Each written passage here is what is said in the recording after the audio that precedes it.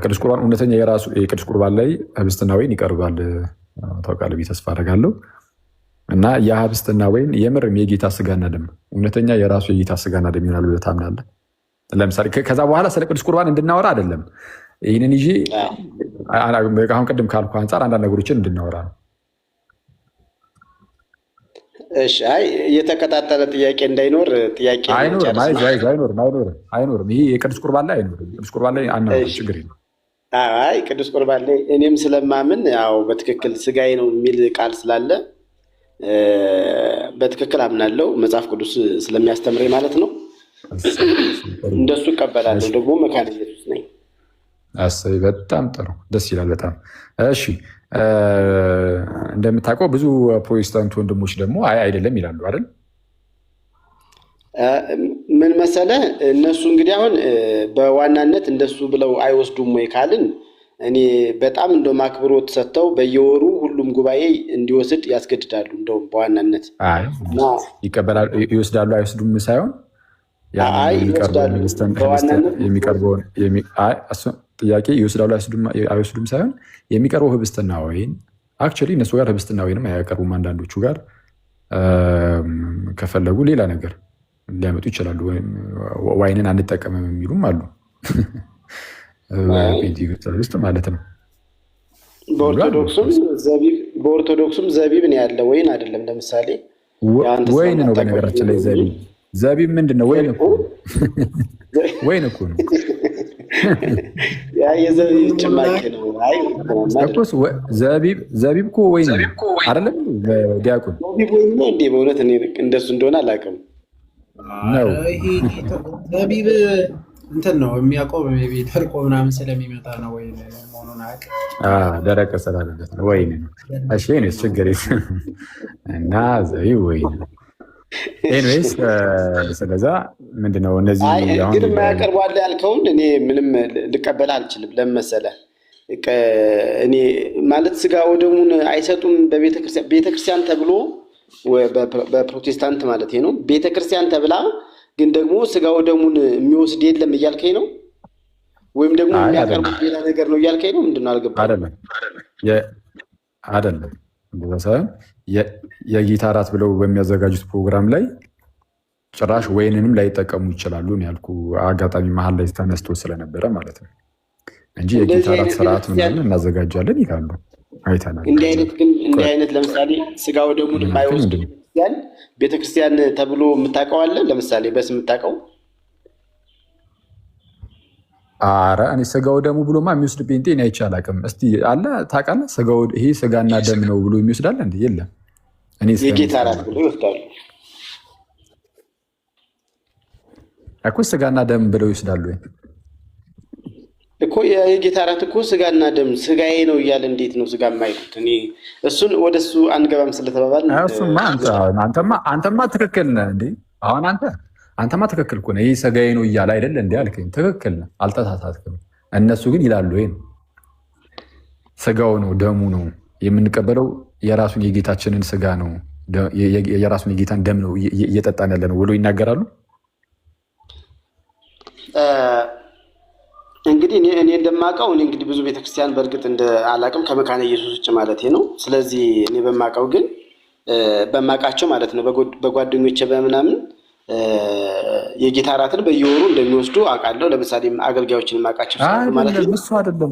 እሱ አይደለም የጌታ እራት እያሉ በየወሩ የጌታ እራት እያሉ በየወሩ የሆነ ፕሮግራም ሊዘጋጅማ ይችላል። እኔ እኮ አይዘጋጅም አላልኩም። እያልኩ ያለሁት ግን ያንን የጌታ እራት ብለው ሲያዘጋጁ እንግዲህ የሆነ ነገር ያቀርባሉ። ከዛን የሆኑ እህቶች በየቦታው ይሄዱ የሆነ ነገር ይሰጧቸዋል በትሪ ላይ ነገር አድርገው። ከዛ በኋላ እያነሱ ሰዎች ይካፈላሉ። በቃ ይሄ የጌታ እራት ፕሮግራም አለቀ። ግን ያንን ህብስትና ወይ ምናልባት የጌታ ስጋ ነው የጌታ ደም ነው ብሎ የሚያምነው ማለት ነው ከጴንጤዎች ያዩት እንትናን ነው። ማነው ስሙ? ማነው ይሄ የብልጽግና ወንጌል ሰባኪው መላጣ ነገሩ ደግሞ መላጣ ማለቱ እንዳያስቀስስ እንጂ ፀጉር የሌለው ሰው የሆነ ድንቡሽቡሽ ያለ ክብ ፊት ሐዋርያ ማነው? ሐዋርያ ነው እኮ ሐዋርያ ነው የሚሉት ራሱ ጃፒ ነው እንዴ? ጃፒ ነው ይባል ካልተሳሳትኩኝ ማለት ነው። ኧረ ጃፒ ሐሰተኛ አስተማሪ ነው። ጃፒ ነው ጃፒ። አንተ በቃ አንተ አሁን ሐሰተኛ መምህር ያልከው እሱ ሐሰተኛ መምህር ያልከው እሱ አሁን ያ ወንድም ልክ እንዳንተ ህብስቱና ወይኑ የጌታ ስጋና ደም ነው እንጂ ዝም ብሎ የጌታ ስጋና ደም ምልክት ምናምን ብቻ አይደለም ብሎ ሲያስተምር ሰምቼዋለሁ። እንግዲህ በቪዲዮ ላይ ማለት ነው። ስለዛ እሱ ከአንተ ጋር ይመሳሰላል በዚህ ትምህርቱ። ከዛ ውጭ ግን ጴንጤዎች ላይ እስከማውቀው እውነተኛ የራሱ የጌታ ስጋ ነው የራሱ የጌታ ደም ነው እሱን እየተቀበል ነው በአፋችን ብለው አያምኑ። አሁን ግን ጥያቄው ምንድን ነው? አንተ ግን ከነሱ በተለየ ከሌላው ፕሮቴስታንት ሁሉ በተለየ ሁኔታ ይህ ህብስትና ወይን እውነተኛ የራሱ የጌታ ስጋና ደም ነው በማለት ይህን ነገር እንግዲህ ይሄ ከመጽሐፍ ቅዱስን ስታነብ የተረዳኸው ነው አይደል? በትክክል ይህ የቅዱስ ቁርባን አስተምህሩ ስህተት ሊሆን ይችላል። ኢንፋለብል ነው ወይስ ኢንፋለብል ነው? ስህተት ሊሆን የማይችል ነው። እሺ በጣም አሪፍ። እሺ ስህተት ሊሆን የማይችል ነገር ከሆነ ስህተት ሊሆኑ የማይችሉ ነገሮች በአንተ እምነት ውስጥ ምን ምንድን ናቸው? በእኔ እምነት ውስጥ ዶግማ ናቸው። ዶግማ ኢንፋለብል ነው ለአንተ? አዎ። መጽሐፍ ቅዱስስ ኢንፋለብል ነው? ኢንፋለብል ነው። ስለዛ ለአንተ አሁን ኢንፋለብል መጽሐፍ ቅዱስ ብቻ አይደለም ማለት ነው። መጽሐፍ ቅዱስ ብቻ ማለት ቆይ አንዴ ይቅርታ፣ መጽሐፍ ቅዱስ ብቻ ማለት ምን ማለት ነው? መጽሐፍ ቅዱስ ብቻ ማለት የእግዚአብሔር ቃል እስትንፋሰ መለኮት ያለበት ወይም ደግሞ ለትምህርታችን መመሪያ ሊሆን የሚችል ባለስልጣን የሆነ ማለት ነው። ብቻ የሚለው ምንን ለማመልከት ነው? እሱ ብቻ ነው ምን? እሱ ብቻ ምን? እሺ እሱ ብቻ የምንለው መጽሐፍ ቅዱስ ብቻ የምንለው እስትንፋሰ እግዚአብሔር ወይም ደግሞ ልንታዘዘው ልንቀበለው የምንችለው ወይም ደግሞ ሊቀየር ልንጨምርበት ልንቀንሰው የማንችለው የእግዚአብሔር ቃል ወይም መለኮታዊ ስልጣን ያለው የእግዚአብሔር ቃል ብለን ስለምንል ነው ብቻ የምንለው ማለት ነው። ሌሎቹ መጽሐፍት ግን ለእውቀት ለትምህርታችን ልንጠቀም እንችላለን። ለምሳሌ ፓስተር በእናንተ ቤት ውስጥ ያለውን አንድ ለምሳሌ ቄስም በለው ትታዘዘዋላ? ትታዘዙም? እታዘዛለሁ። ስለዛ መጽሐፍ ቅዱስን ብቻ ሳይሆን ቄስንም ልትታዘዝ ትችላለህ ማለት ነው። ግን መጽሐፍ ቅዱስ ሌሎቹን አገሎ ብቻ ያለው ለምንድን ነው? አልታዘዝም። ለምሳሌ የማልታዘዝበት ጉዳይ አለ። ለምሳሌ መንግስትን ለመንግስት ሁሉ ተገዙ ይላል አይደለም? ነፍስ ሁሉ ለመንግስት ለበላይ ባለስልጣናት ትገዛ ይላል አይደለም? አሁን ለመንግስት ተገዙ እያለኝ ለመንግስት እገዛለሁ፣ ግን በእግዚአብሔር ቃል ላይ ደግሞ ከእግዚአብሔር ቃል ውጭ በሚሆን ነገር ላይ ግን ሲመጣ ግን ወደ እግዚአብሔር ቃል እሄዳለሁ ማለት ነው። ምክንያቱም ባለስልጣኑ መጽሐፍ ቅዱስ ብቻ ስለሆነ ማለት ነው። ችግር የለውም እሱ። ስለዛ ስቲል ግን ያው ለሌላውም ትገዛለህ? እገዛለሁ፣ ግን በዋናነት የምገዛ ግን ለእግዚአብሔር ቃል ነው። የእግዚአብሔር ቃል ስለሚያዘኝ ነው። ችግር የለውም። በዋናነት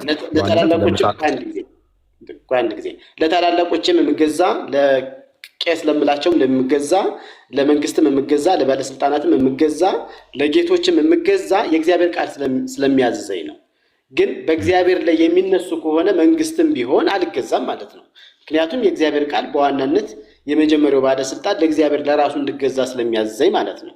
ተረድቻለሁ። ስለዚህ አሁን እያልከኝ ያለው ለመጽሐፍ ቅዱስ ነው የምገዛው በዋናነት። ከዛ ቀጥሎ ደግሞ ካልተጋጩብኝ ከመጽሐፍ ቅዱስ ጋር ለእነሱም እገዛለሁ እያልክ ነው? ለምሳሌ ለመንግስት እገዛለሁ። ስለዚህ አሁን በአጭሩ እና ለቄሶችም ራይት ለታላላቆች ስለሚል ምንም ችግር የለውም። እሱ ለቄሶችም በእኛ እንደሱ አይነት ነገር የለም። አሁን በአንተ አንደርስታንዲንግ ሆነ እያወራህ ነው። እንዴት የለም? አለ እንጂ አለ። የለም። ቆይ ስማኝ። የለም። ለምሳሌ አንዴ ቆይ ወንድሜ፣ ለምሳሌ ለቡክ ኦፍ ኮንኮርድ ትገዛለህ? ቡክ ኦፍ ኮንኮርድ የእግዚአብሔር ቃል በቅጡ የተብራራባቸው መጽሐፍት ነው ብለን ነው እንጂ በዋናነት ግን ስቲል ማለት ባለስልጣኑ ተው፣ ችግር የለውም። በዋናነት ባለስልጣኑ እኮ መጽሐፍ ቅዱስ ሊሆን ይችላል። ግን ለቡክ ኦፍ ኮንኮርድ ትገዛለህ? አትገዛም? እገዛለሁም አልገዛምም እንደነገርኩ ማለት ነው። እሺ ቆይ አንዴ። አሁን በመጀመሪያ ደረጃ የሆነ ሎጂካል ኮንትራዲክሽን እየፈጠርክ ነው። እገዛለሁም አልገዛምም ሲጀመር ምን ማለት ነው? ለቡክ ኦፍ ኮንኮርድ አንደኛ ቆይ እገዛለሁ ብልሃል አይደለ? እገዛለሁም አልገዛም ምን ብልሃል? አልገዛም ወደሚለው መጣና ጠይቃለሁ።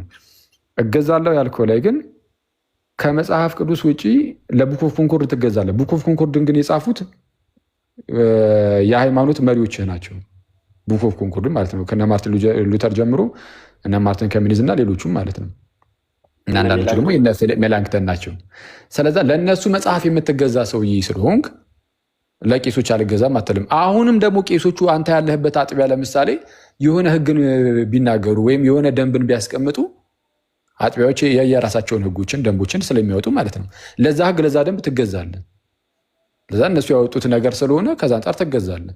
ከመጽሐፍ ቅዱስ ጋር ከተቃረነ ምናምን አላልኩኝም። ከመጽሐፍ ቅዱስ ጋር ባልተቃረነ መልኩ ማለት ነው እኮ ነገርኩህ። እሺ አንድ ጊዜ ሀሳቤን የምልስጥ እኔም በዋናነት የምንገዛ ለእግዚአብሔር ቃል ነው ብያለሁ። የእግዚአብሔር ቃል ከእግዚአብሔር ቃል የማይጋጭ እሱንማ ነገርከን። መደጋገም ትንሽ ላብራራ እና ከዛ በኋላ እንትን ታደርጋለህ። ዝም ብሎ መደጋገም ብቻ ሆነብን ብዬ ነው፣ አሰልች እንዳይሆን። ስለዚህ አሰልች የሚሆነው እኮ ሲደጋገም ነው እኮ። አልደጋግመውም። ብደጋግመውም ደግሞ አንተም እየደጋገምክ ስህተትን እየተናገርክ ስለሆነ ማለት ነው። የትኛው ጋር ነው ስህተቱ? ባይሆን በቃ እሱ ጋር ሂድ። እንደሆነ ስህተቱ ያለው የቱ ጋር እንደሆነ ብቻ ነገር አለ። ስህተቱ ያለው ምንድን ነው? ለቡክ ኦፍ ኮንኮርድ ትገዛለህ፣ ለቄሶች ትገዛለህ አልከኝ። አንዴ አንተም እኮ እገዛለሁ አልከኝ ለቡክ ኦፍ ኮንኮርድ እኮ። ለቡክ ኦፍ የምገዛበት መንገድ ልንገርህ። የምገዛበት የእግዚአብሔር ቃል ስለሚገዛኝ ነው፣ የእግዚአብሔር ቃል ስለሚለኝ ነው የምገዛበት አልኩ። ቡክ ኦፍ ኮንኮርድ የእግዚአብሔር ቃል ከእግዚአብሔር ቃል የተለየውን ሀሳብ አልገዛም። ይልቅስ የእግዚአብሔር ቃል የተብራራበት ስለሆነ አድምጠኝ። የእግዚአብሔር ቃል የተብራራበት ስለሆነ ኦልሬዲ ቡክ ኦፍ ኮንኮርድ ለቡክ ኦፍ ኮንኮርድ ስገዛ ለእግዚአብሔር ቃል እውነትም እየተገዛው ነው ማለት ነው። የተለየ አይደለም። ለያይተህ አይደለም እንትን የምትነግረኝ ማለት ነው። ለያይተህ የማታየው ከሆነ ቡክ ኦፍ ኮንኮርድ የእግዚአብሔር ቃል ነው አይደለም። ቡክ ኦፍ ኮንኮርድ የእግዚአብሔር ቃል ካልሆነ ለያይተህ ነው የምንጠይቅህ። ቡክ ኦፍ ኮንኮርድ የእግዚአብሔር ቃል አይደለም እያልከኝ መለሰ ደግሞ ለያይተህ አትጠይቅኝ። የእግዚአብሔር ቃል አይደለም፣ የእግዚአብሔር ቃል የተብራራበት ነው ያልኩህ። አዎ የእግዚአብሔር ቃል የተብራራበት። እሺ የእግዚአብሔር ቃልን ሲያብራሩ አሁን ያንተ መምህራኖች የእግዚአብሔርን ቃል ያብራሩት በቡክ ኦፍ ኮንኮርድ ማለት ነው። እነ ማርቲን ሉተር፣ እነ ፊሊፕ ሜላንክተን፣ እነ ማርቲን ከሚኒዝ እና ሌሎቹም ናቸው አይደለም። ቡክ ኦፍ ኮንኮርድን ያዘጋጁት እነሱ ናቸው። እነሱ የእግዚአብሔርን ቃል ሲያብራሩ ሊሳሳቱ ይችላሉ። በትክክል ሊሳሳቱ ይችላሉ። ስለዛ ቡክ ኦፍ ኮንኮርድ ሊሳሳት ይችላል። ስቲልም የእግዚአብሔር ቃል ከእግዚአብሔር ቃል ጋር ራሱን እየፈተሽ ይሄዳል ማለት ነው። እየመረመረ ይሄዳል እንጂ ሊሳሳት ይችላል። እሺ ቡክ ኦፍ ኮንኮርድ ሊሳሳት የሚችል ከሆነ የአንተ ዶግማዎች በቡክ ኦፍ ኮንኮርድ የተቀመጡት፣ ስለዛ ዶግማ ሊሳሳት ይችላል ማለት ነው። መጀመሪያ ላይ ግን ዶግማዬ ሊሳሳት አይችልም ብለህ ነበር። ይኸውልህ ዶግማዬ ያለው በዋናነት መጽሐፍ ቅዱስ ላይ ነው። መጽሐፍ ቅዱስ ላይ ያለው እውነት ነው። ቡክ ኦፍ ኮንኮርድ የሉትራን ቤተክርስቲያን የምታብራራበት መንገድ ካልሆነ በስተቀር የሉትራን ቤተክርስቲያን በምታብራራበት መንገድ ካልሆነ በስተቀር አንድ ሉትራን ሰውዬ ተነስቶ ቡክ ኦፍ ኮንኮርድን ወደዛ አድርጉልኝ እኔ መጽሐፍ ቅዱስን እሱ ውስጥ ነው ያለው ምናምን ማለት አይችልም። ስለዛ የሉትራን ቤተክርስቲያን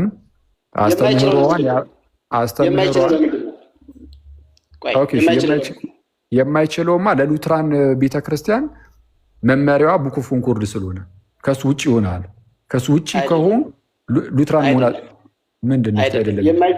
የማይችለው የእግዚአብሔር ቃል የተብራራበት ነው ብለን ስለምንቀበል ነው። የእግዚአብሔር ቃል ካልተብራራ ከእግዚአብሔር ቃል በተቃራኒ የሚሄድ ከሆነ ማንኛውም ሊቀበለው አይችልም ማለት ነው። ዛሬም ሊስተካከል የሚችል ነው ማለት ነው። አንዴ እሱን እኮ ነው እያልኩ ያለሁት አሁን ግን አንተ ቡክ ኦፍ ኮንኮርድን ትቀበለዋለህ ሙሉ በሙሉ አትቀበለውም? በመጀመሪያ ደረጃ እቀበለዋለሁ።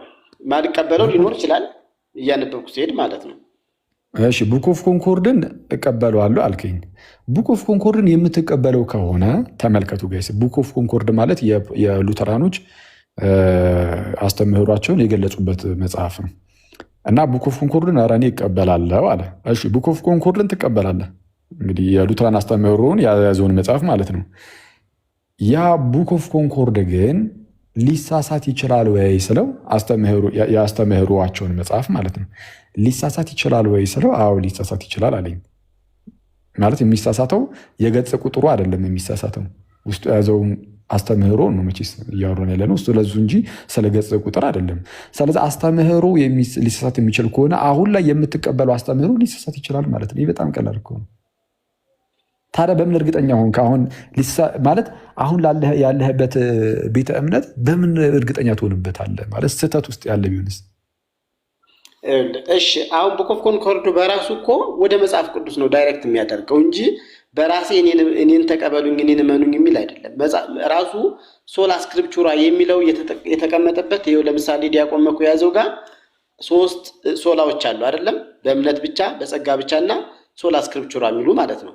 መጽሐፍ ቅዱስ ብቻ 3 ናቸው። መኩ አታውቃቸውም 3 ናቸው። አታውቀውም። ይኸውልህ የመካነ ኢየሱስን አታውቅም። ሁለቱም ያስቀመጡት እዚህ ላይ አስተራይ ምናምን ቆይ 3 ናቸው። 3 ብቻ ናቸው። እሺ ቀጥሎ። አይ 3 ብቻ ናቸው። መኩ እስቲ እዚህ መጽሐፍ አስተራይ ሶላ ስክሪፕቹራ የሚለውን እስቲ ያብራሩበትን ቦታ እስቲ የቱ ጋር ነው?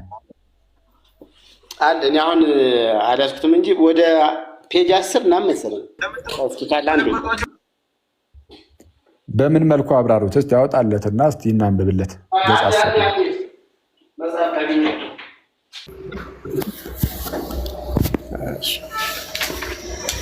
ገጽ 10 ከፖዝ ተመለስ አስተራየ እንዳትወርድ።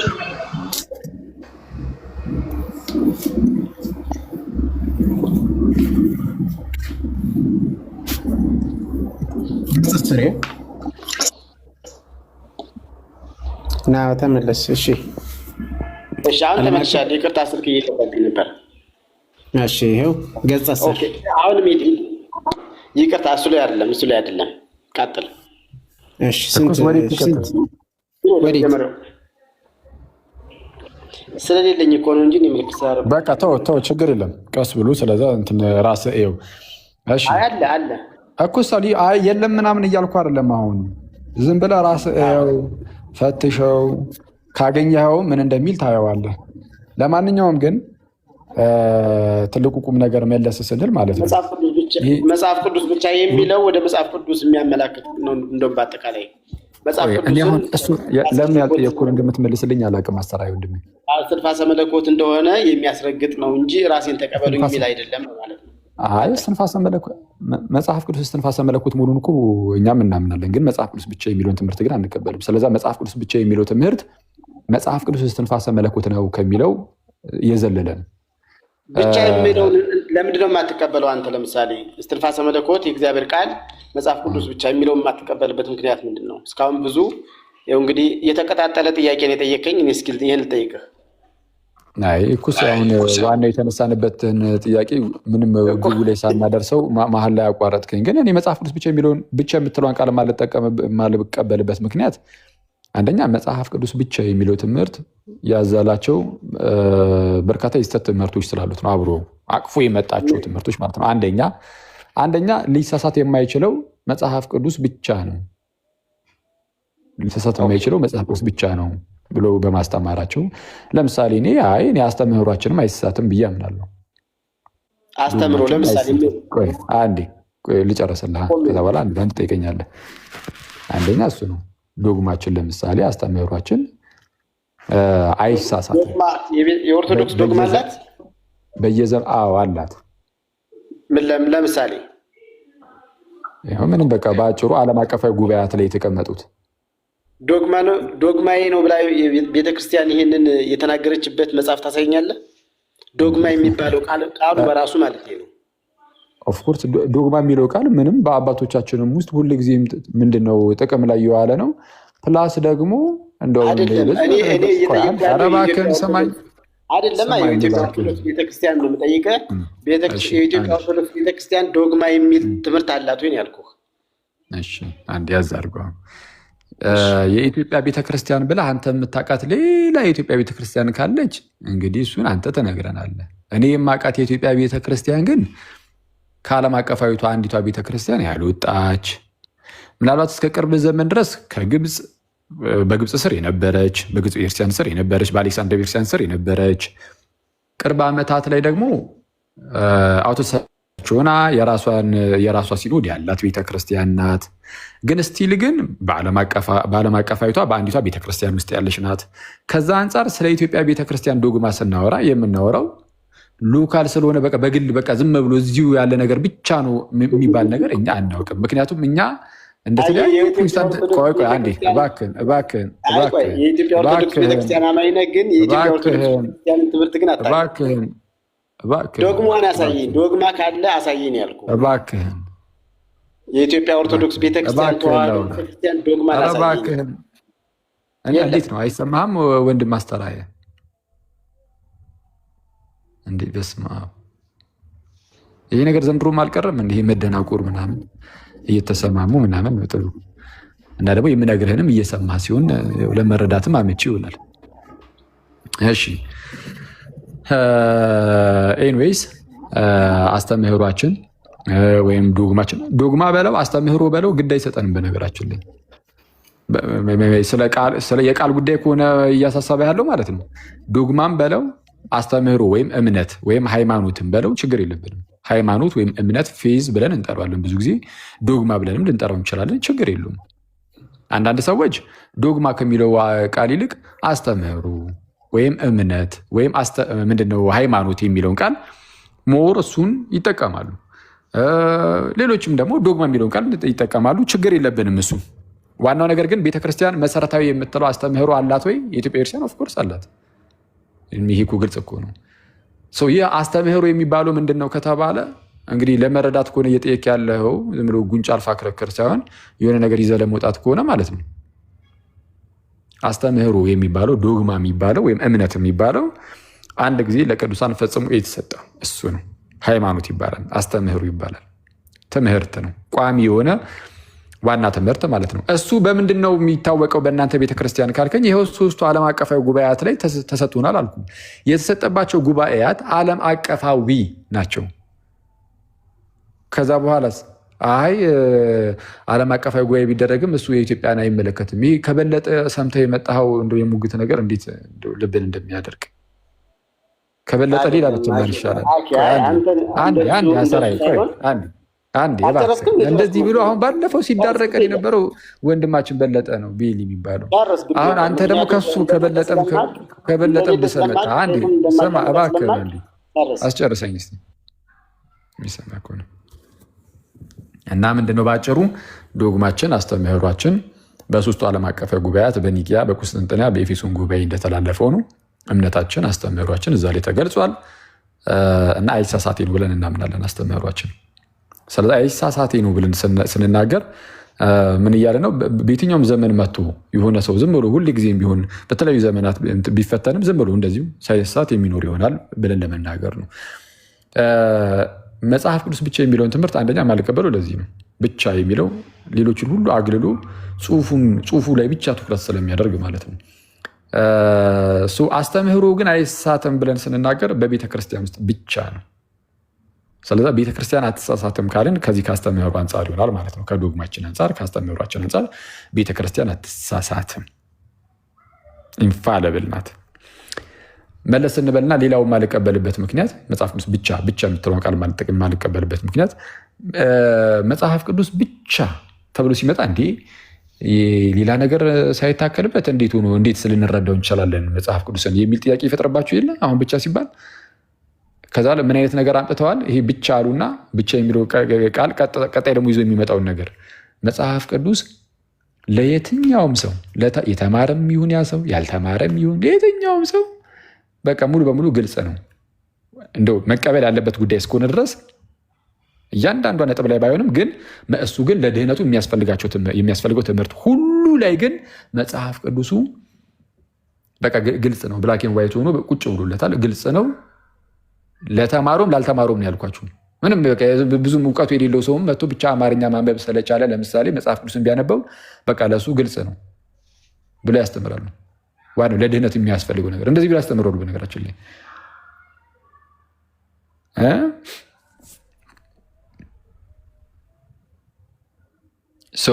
ከዛ አንጻር መጽሐፍ ቅዱስ ብቻን አልቀበልም። ምክንያቱም ውሸት ነው ይሄ።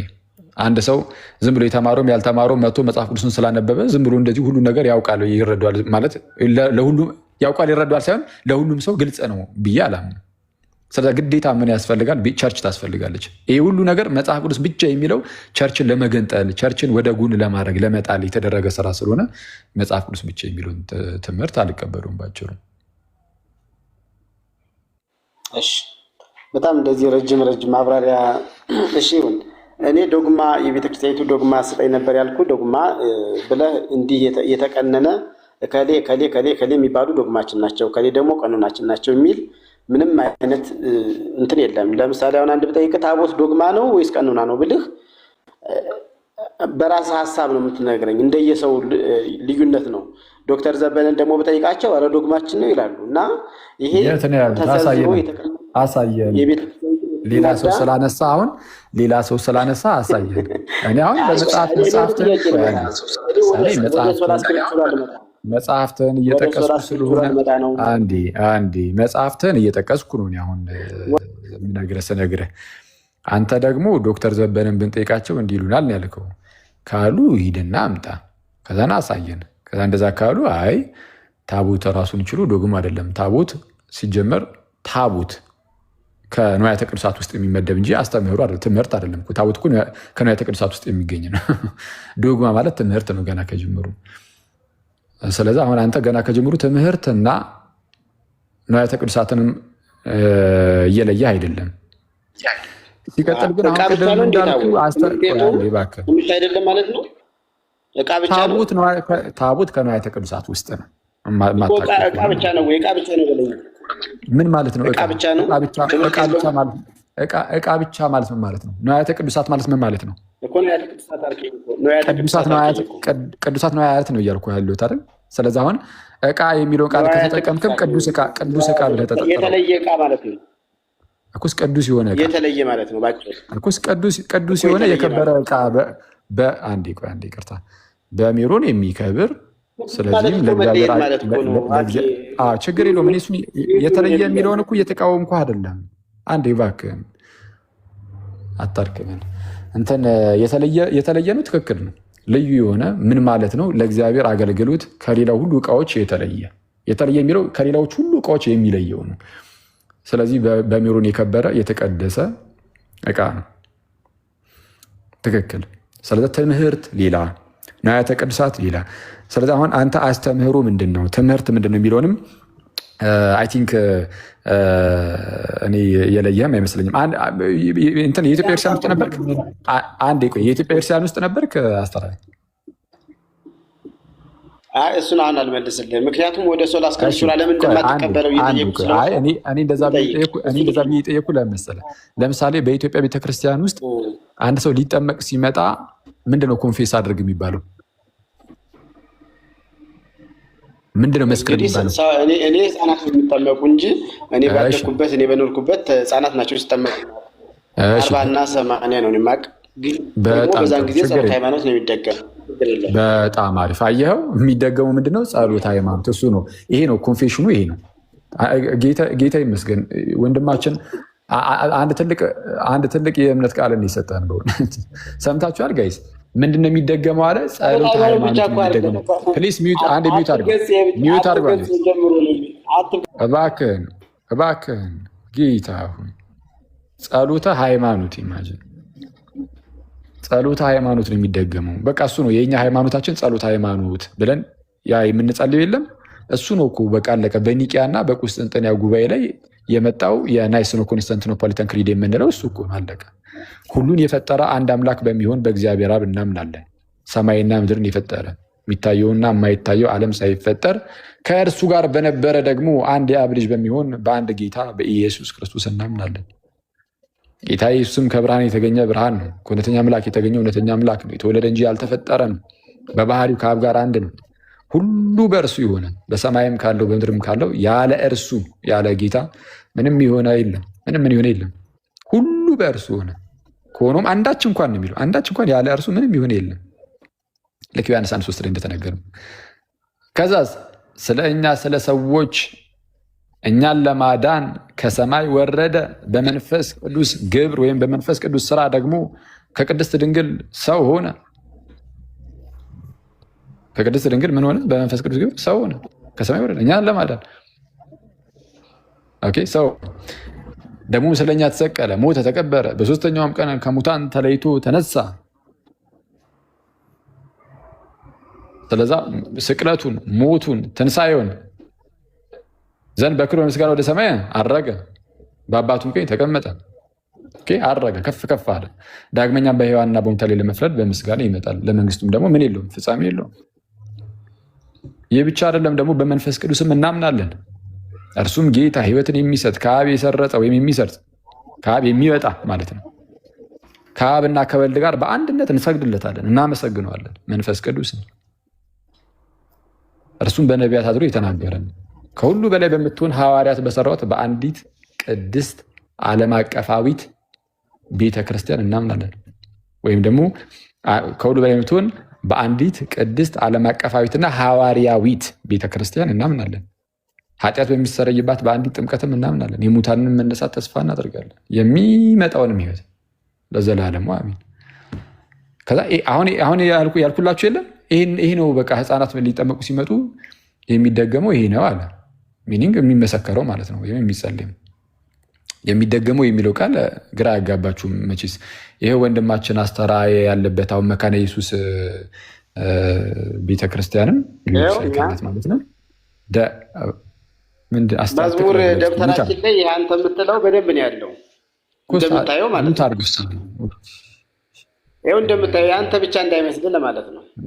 ኩስ ወተህ ስለነበር አንዴ እንጨርስና መሀል ዝም ብሎ አይገባም። እድሉ ሲሰጥ ታወራለህ። እሺ። እና እንዳልኳቸው አሁን ህፃናት ሲጠመቁ የሚባለው የሚደገመው ይሄ ነው አለ። በመካነ ኢየሱስ ደጋሚ ናት በነገራችን ላይ ፎር ኢንፎርሜሽን። የእኛ ቤተክርስቲያን አዎ በደንብ በቃ እኛ ክርስቲያኖች ደጋሚዎች ነን፣ የምንደግም ነን። ሉተርም ደጋሚ ነው። በመካነ ኢየሱስ ያሉት እንግዲህ አሁን አንዳንድ የማያውቁ ሰዎች ካልሆኑ በስተቀር የሚደግሙ ናቸው። ደጋሚ ማለት ምን ማለት ነው? ደጋሚ ማለት ምንድን ነው? የሚደግም ማለት ነው። የሆነ ነገርን እየደጋገመ የሚጸልይ። ለምሳሌ አባታችን ሆይን እየደገመ የሚጸልይ የሚደግም፣ መዝሙረ ዳዊትን የሚደግም ዳዊት ደጋሚ ያለውን መዝሙረ ዳዊት እየደጋገመ የሚጸልይ፣ ጸሎተ ሃይማኖትን የሚደግም። አሁን ቅድም ጸሎተ ሃይማኖትን የሚደገምላቸው የሚደገመው እንዳለው ጸሎተ ሃይማኖትን ደጋግሞ መጸለይ። ወደ መካነ ኢየሱስም ስትሄዱ ወደ ፕሮቴስታንቶቹ ሉተር ተመልከቱ። ሉተር ደጋሚ ነው ብያቸዋለሁ። ከዚህ በፊት ድሮ ነግሬያችሁ ነበር። በጣም አሩ ነው። ከ4 ዓመት በፊት ሉተር እንዴት ነው ደጋሚ ሆነው? አሁን እሱ መኩ የያዘው መጽሐፍ ላይ እስቲ ያወጣው፣ ስሞል ካቴኪዝሙን አውጣው። ስሞል ካቴኪዝም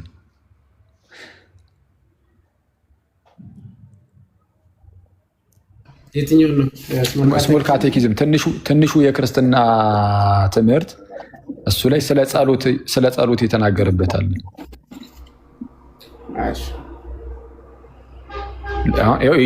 ይሄ እንግዲህ የሉተር ጽሑፍ ነው። እንግዲህ ተመልከተው።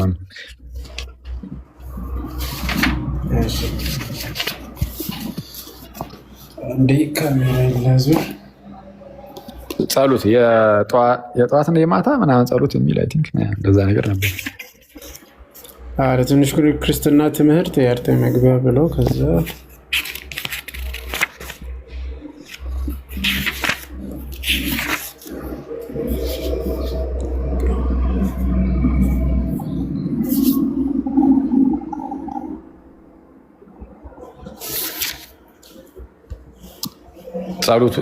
የጸሎት ክፍሉ ላይ ማለት ነው።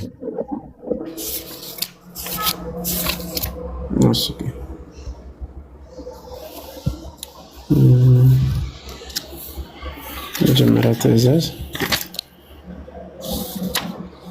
ሁለተኛው ትእዛዝ። እሺ ይሄ የቀን ጸሎት አለ፣ የጠዋትና የማታ ማለት ነው።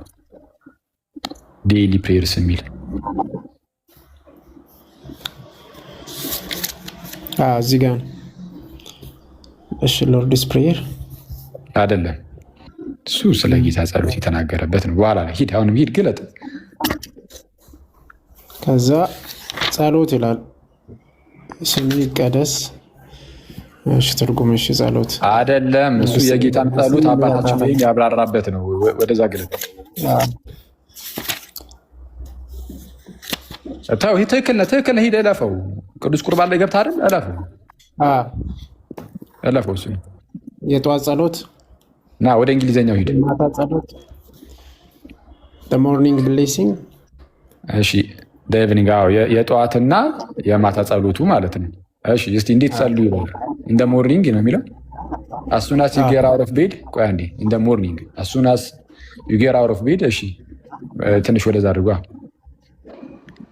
እሺ you have to make the sign of the holy cross። አሁን ይኸው በጠዋቱ ይላል። በጠዋቱ እንደተነሳችሁ ከመኝታችሁ ላይ as soon as you get out of bed ምን አድርጉ ይላል? ሂድ አንዴ ወደዛ አድርጋ እና አንዴ ወደዚህ። እሺ you have to make the sign of the holy cross የቅዱስ መስቀልን ምልክት ታደርጋላችሁ። ምን ታደርጋላችሁ? ልክ ከመኝታችሁ ስትነሱ። አሁን ይህንን ደግሞ በረከቱ ይደርብን እንዳትሉ ኦርቶዶክሶች፣ ይህንን የተናገሩ ሉተር ነው። አንድ የክርስቲያን አባት እንዳይመስላችሁ። ሉተር ልክ ስትነሱ ይላል እሺ በማለዳ ከመኝታ እንደተነሳ በቅዱስ መስቀሉ ምልክት በማማተብ እንደዚህ ስላለ ይልና እሺ አንዴ እሺ እግዚአብሔር አብ ወልድ መንፈስ ቅዱስ ጠብቀኝ አሜን። አንዴ ከዚያም በመንበርከክ ወይም በመቆም የሐዋርያትን የእምነት መግለጫ ጸልይ ይላል። አሁን ወደ እንግሊዝኛው ሄድ። እንግሊዝኛው ላይ ሄድ ያልኩ ምክንያት አሁን ላሳይ ነው። አሁን እንደዚህ በሌለና ቆይ አንዴ ጋድ ፋዘር ሰን ኢን ሆሊ ስፒሪት ዋች ኦቨር ሚ ጠብቀኝ። እሺ ከዛን አሜን ይልና ደን ከላይ ደን ኒሊንግ ኦር ስታንዲንግ ይላል አይደለም? እሺ ተንበርከከ ወይም ደግሞ በመቆም ሴድ የአፖስትልስ ክሪድ። አፖስትልስ ክሪድ ማለት የሐዋርያት እምነት መግለጫ የሚሉትን እሱን ጸልይ። እሺ ዋናው ቡክ ኦፍ ኮንኮርድ ላይ ግን ያለው ምን እንደሚል ላሳያችሁ። ቆይ ላውጣልህ። ሴ አይደለም የሚለው ኢቨን። እስቲ ቆይ አንዴ ቆይ እዚህ ላይም ግን ልይልህ አንዴ ቆይ። እሺ እንደዚህ እስቲ የኢቭኒንጉ ላይ ሂድ እስቲ። እሺ ቆይ ላውጣልህ። በቃ እዚሁ ጋር እንዲሁ ለሱ when you go to bed you are to make the sign of Holy Cross and say God Father Son Holy Spirit watch over me። ይኸውልህ አንዴ ከፍ አድርገኝ እኔን። እሺ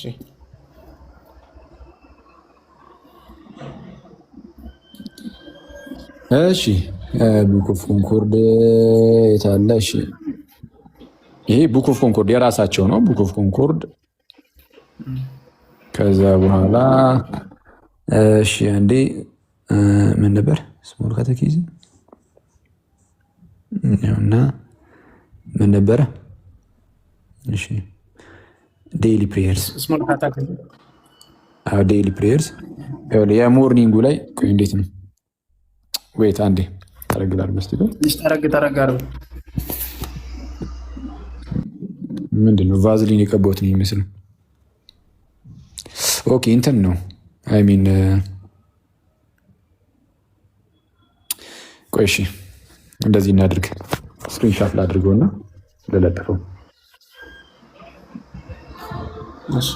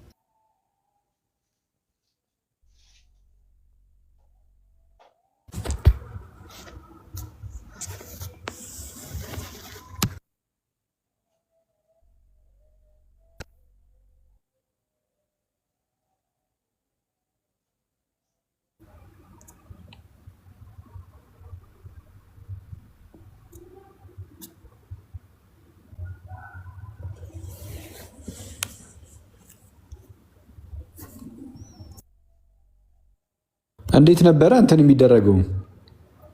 ግሪን ስክሪን የሚደረገው ቪዲዮ ክፈት መጀመሪያ። እሺ ልክ ስትከፍት ከስር ይመጣል።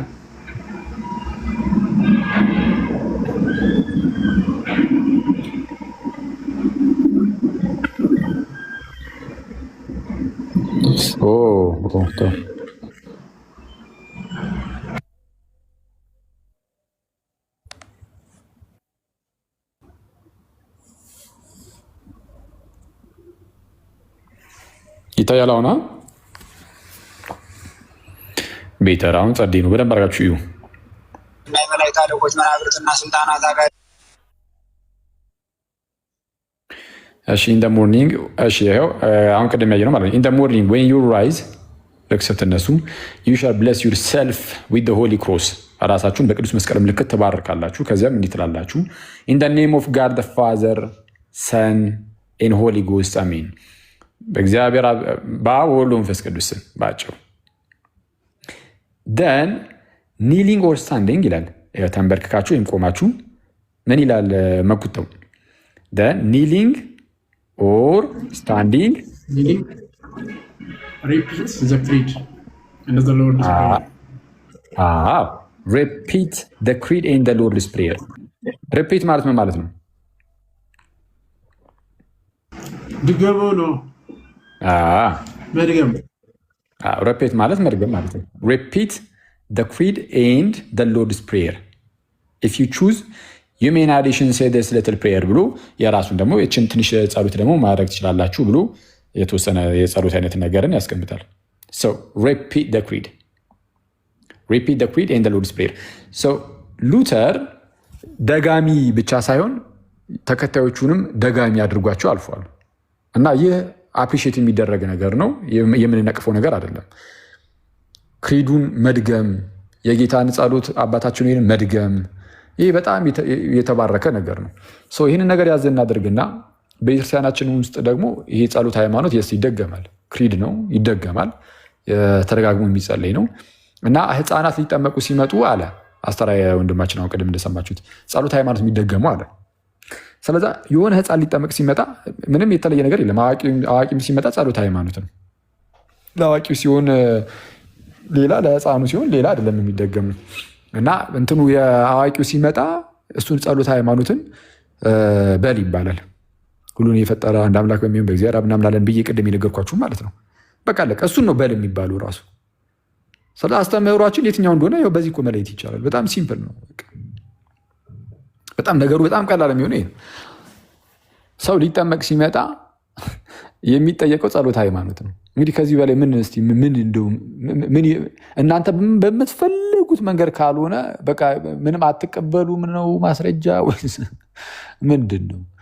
እና ትልቁ ቁም ነገር ግን እነዚህ ሶስቱ ዓለም አቀፋዊ ጉዳት የተዘለለ አንዴ አስተራይ አንዴ ማለት እዛው ላይ ታዲያ ክሪዱ ፋለብል ነው ኢንፋለብል ነው። እሱን ነው አሁን በእኛ ቤተክርስቲያን ቀጥልበት። አሁን እኮ በጣም ጥያቄው እንዴት ሽፍት እየተደረገ እንደመጣ ወደ ድግምት መጣችሁ እና ይሄ የተጻፈውን ማንበብ መድገም ኃጢአት ነው የሚል ማንም ቋንቋ የሚያቅሰው እንደዚህ የሚናገር ሰው የለም። አንተ ደጋሚ ነህ ለምሳሌ? አዎ ይኸው እኔ እኮ አዲስ እየፈጠርኩ አይደለም መጽሐፍ ቅዱስ ማለት ነው። ናይስ የማቴዎስ ወንጌልን አስተራየን ዛሬ ደጋሚ ነኝ አስብለነዋል። አሪፍ አይ ደስ ይላል። እሺ ጥሩ ነው። ቀጥለሽ አዲስ ነገር ፈጣሪ አይደለም ደጋሚ። ያው ከቋንቋ አንጻር ሌሎቹ ደባትራን የሚያደርጉት ጠንቋዮች የሚደግሙትን እሱን የሚል ስያሜ ወደዛ ስለሄደ ነው እንጂ በዚህኛው እግዚአብሔርን ቃልማ እንደግማለን።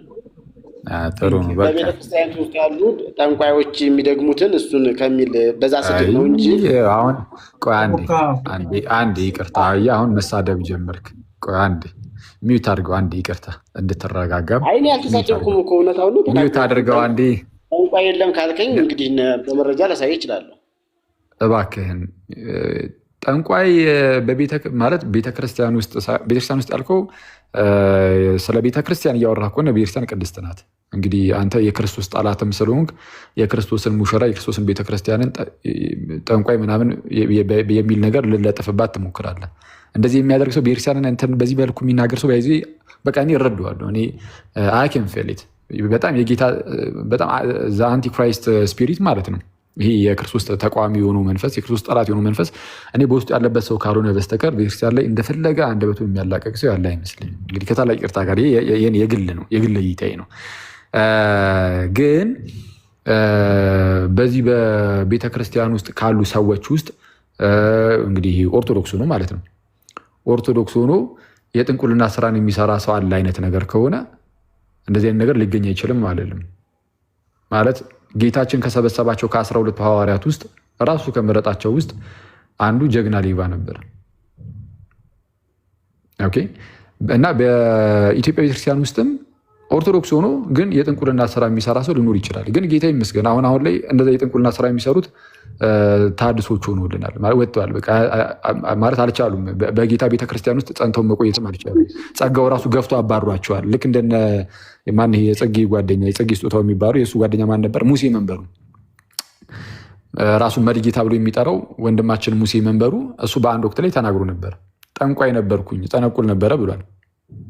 የእግዚአብሔር ጸጋ ገፍቶ አስወጣው እና ማለት እግዚአብሔር ሁሌም ይጠብቃል እንድትመለስ ከእንደዚህ የስተት ትምህርት ከእንደዚህ አይነት የስተት ልምምድ እንድትመለስ ይፈልጋል። ግን የማትመለስ ከሆነና በዛው መቀጠል ከሆነ ይኸው መጨረሻ ለሰይጣን ተላልፈ መሰጠት ይሆናል። ስለዛ እንደዛ ስለሆነ ያን ያህል አያስጨንቀንም። አሁን መለስ እንበልና ግን ትልቁ ቁም ነገር ምንድነው? መጽሐፍ ቅዱስ ብቻ የሚለውን ቃል ማለት ብቻ የምትለዋን ሀሳብ የማንቀበልበትን ምክንያት እንግዲህ ተናግሬያለሁ። ወደ አንተ ግን አሁን ደግሞ መለስ እንበልና ስለዚህ አሁን ይሄ የቡክ ኦፍ ኮንኮርድን ሊሰሳት የሚችል ከሆነ ስለዚህ አስተምህሮ በእርግጠኝነት ሊሰሳት እንደማይችል በምን ታውቃለህ? ማለት ተሳስተ ቢሆንስ? አሁን አንተ ራስህ ለምሳሌ ስለ ቅዱስ ቁርባን ያለህ እምነት ተሳስተ ቢሆንስ? ምናልባትም ጴንጤዎቹ ትክክል ሆነው አንተ ተሳስተ ቢሆንስ በምን ታውቃለህ? እንግዲህ አኬ በጣም እስካሁን የጠየቁን ጥያቄዎች በጭራሽ ምንም አልመለስካቸውም። እውነት ለመናገር ከታች ያለው ይታዘባል። እሱን ተወዋለሁ። ሳልመልስ ቀርቼ ሳይሆን አንተ የምጠብቀውን መልስ አይደለም ያገኘው። መመለስ ባለበት መልኩ ነው የተመለሰው። እሱ ነው አሁን አስቸጋሪ የሆነብህ። መልሱ ተመልሷል፣ ግን በቃ እንዳይመለስ ነው የምትፈልገው፣ ወይም ደግሞ አንተ የምጠብቀው የሆነ መልስ ነበረ። እሱ ከእሱ ጋር ማሽ ሊያደርግልህ አልቻለም። አይተዋል። አንተ ጥያቄን ትጠይቃለህ።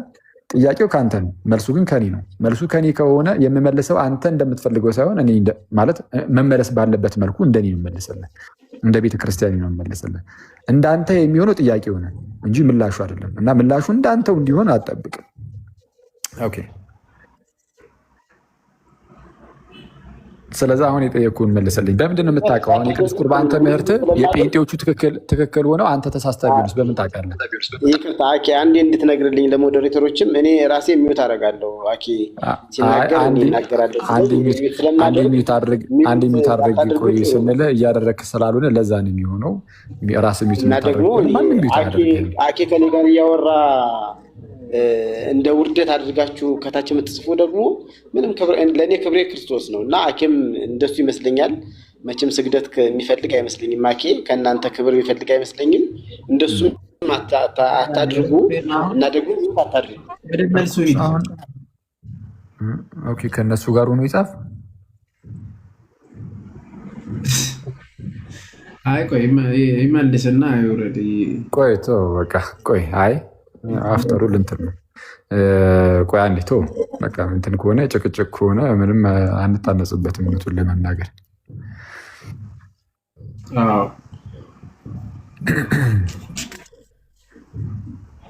እሺ።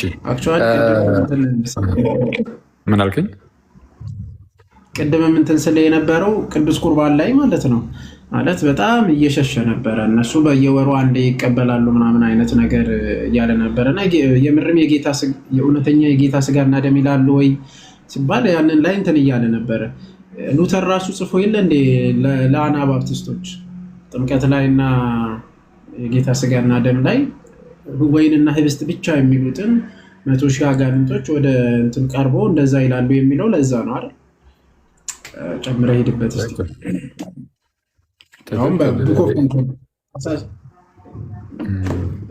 ትክክል። ራሱ ሉተርም ተቃውሞ አልፏል ማለት ቅዱስ ቁርባን እውነተኛ የጌታ ስጋና ደም አይደለም ብለው የሚያስተምሩ ሰዎች ያኔን የተነሱት ከዛ በኋላም እስካሁንም ድረስ አሉ እና እነሱን ሉተር ተቃውሟቸዋል። ሲቃወማቸውን በጣም አደገኛ የሆነ ቃል በመጠቀም ነው በጣም እና ወደ አጋንንት ምድብ አሳልፎ በመስጠት ነው። ግን ሉተር ተሳስቶ እነሱ ትክክል ሆኖ ቢሆንስ በምን ያውቃሉ? በምን ነው እርግጠኛ የሚሆኑት? እርግጠኛ የሆነው መጽሐፍ ቅዱስን ስላነበብን ነው ሊሉን። ኦኬ እንደዛ ከሆነ እነዛኛዎቹ ጴንጤዎቹም መጽሐፍ ቅዱስን አንብበን ነው የሚሉት።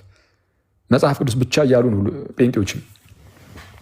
ታዲያ ማን ነው ገላጋያችሁ? በምንድን ነው እርፍ የምትሉት? የምርም አረ እኛ ያለ ነው በቃ በጣም እንደው በቃ ምንም ሰርቴኒቲው በቃ በደንብ የተረጋገጠለት ነገር ነው ብላችሁ ልባችሁ እርፍ ሊል የሚችለው በምንድን ነው?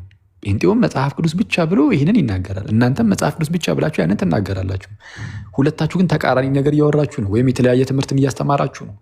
እናንተ ትክክል ሆናችሁ ጴንጤዎቹ እንደተሳሳቱ በምን ታውቃላችሁ? መካነ ኢየሱሶች ጴንጤዎችስ እናንተ ትክክል ሆናችሁ መካነ ኢየሱሶቹ እንደተሳሳቱ በምንድን ነው የምታውቁት? እንዳልኳችሁ ነው። መጽሐፍ ቅዱስ እንዳትሉ ሁለታችሁም መጽሐፍ ቅዱስ እያላችሁ ነው። ምንድን ነው የሚዳኛችሁ? ምንድን ነው የሚዳኛችሁ? በቃ አጭር ነው መልሱ ምንድን ነው? ምንም የሚዳኛችሁ ነገር የለም። በቃ የትኛውም ግለሰብ አስጀማሪያችሁ ይዞ በመጣው ትምህርት መሰረት ብቻ እሱን እየተከተላችሁ የሆኑ ግለሰቦችን እየተከተላችሁ መለያየት፣ መከፋፈል ብቻ ነው የሚሆኑ። ሉተራኖችም ሉተር ይዞ የመጣውን ትምህርት ይዛችሁ፣ ጴንጤዎችም ያስጀመራችሁን የሆነ ሰው ትምህርት እየያዛችሁ የሆነ በቃ ለሁሉም አስጀማሪ የሆነ ግለሰብ አለ።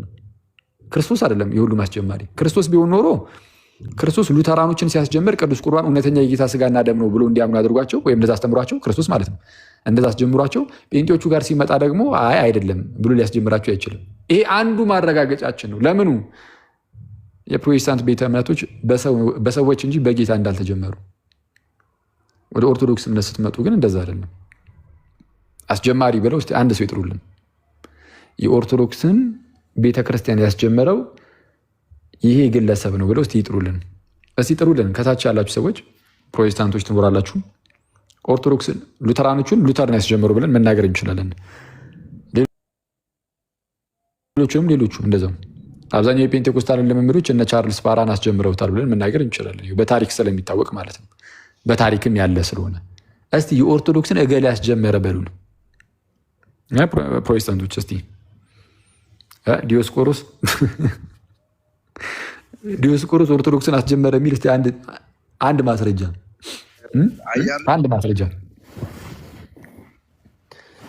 አንድ ዲዮስቆሮስ ራሱ ገና ከጀመሩ ያለች ቤተክርስቲያን ውስጥ የነበረ ሰው ነው ወይስ ቤተክርስቲያንን እንደ አዲስ የጀመረ? ይህን ለማወቅ በዚህ መልኩ ነው የምትመልሱት። ስሙ በደንብ።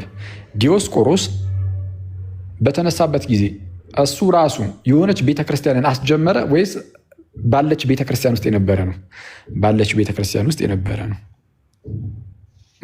ከማን ቀጥሎ የመጣ ነው? ከነ ቅዱስ ቄርሎስ። ቄርሎስ ማለት በዓለም አቀፋዊ የኤፌሶን ጉባኤ ላይ የነበረ ሂሮ ማለት ነው። እሱ ነው ቄርሎስ ነው ሂሮ የኤፌሶን ጉባኤ። እሱን ተክቶ የመጣ ነው ዲዮስቆሮስ። ስለዛ በአሌክዛንድሪያ ቤተክርስቲያን ውስጥ የነበረ ሰው ነው። ስለዛ የአሌክዛንድሪያ ቤተክርስቲያን ዲዮስቆሮስ ከመነሳቱ በፊትም ነበረች። እዛ ውስጥ ነው ተሹሞ ሲያገለግል የነበረው ዲዮስቆሮስ። ማን ያስጀመራት ታዲያችን ቤተክርስቲያን? እስቲ ያሳዩን። ቤተክርስቲያንን እንደ ቤተክርስቲያን የኦርቶዶክስ ቤተክርስቲያንን የሆነ ግለሰብ አስጀምሯታል ካላችሁ ስጡን ማስረጃ። ሂስቶሪክሊ የፕሮቴስታንቶቹ ሁሉም በቃ የሆነ ግለሰብ ጠራላቸዋል። የፕሮቴስታንቶቹን ብቻ አይደለም የተለያዩ ከጥንትም የነበሩ መናፍቃንን የሆነ ግለሰብ ትጠራላቸዋል።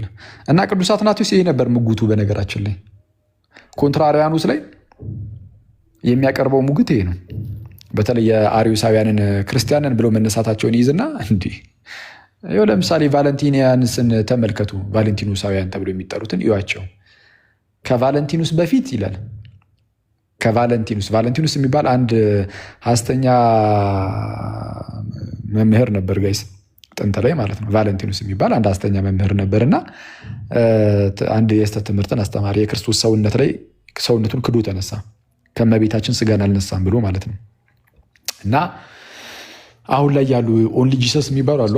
ልክ የእነሱን ትምህርት የሚመስል ነገር ነበር የሚያስተምሩ እዚህ ጉዳይ ላይ። እና እንደዛ ብሎ አስተማረ። ቤተክርስቲያን አወገዘችው። ከዛ በኋላ ግን እሱን ተከትለው ግን የወጡ ሰዎች ነበሩ። የተሳሳተ ትምህርት አስተማረ፣ ተወገዘ። ከዛ በኋላ እሱን ተከትለው ግን የወጡ ሰዎች አሉ። እሱን የተከተሉ ቫለንቲኑሳውያን ተባሉ፣ ወይም ቫለንቲኒየንስ፣ ቫለንቲኑሳውያን ተብሎ ተጠሩ።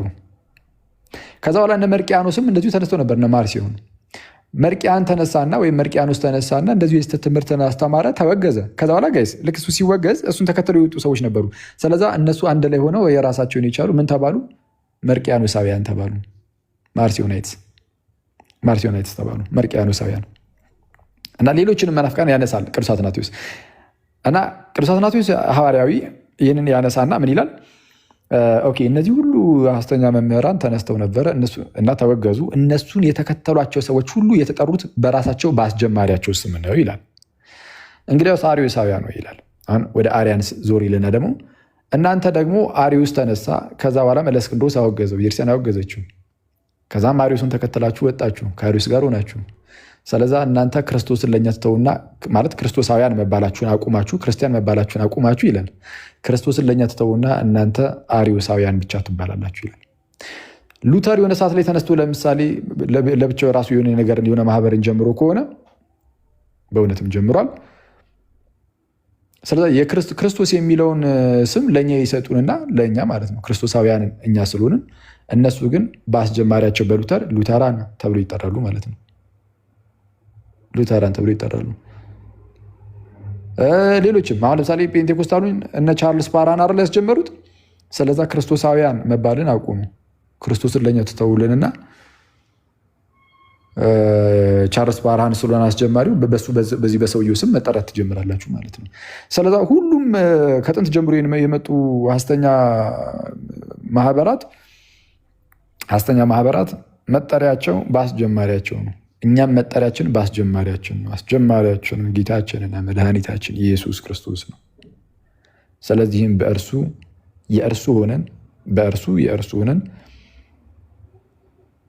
ክርስቶሳውያን ተብለን እንጠራለን ማለት ነው። እና እንደዛ ነው ወዳጆቼ።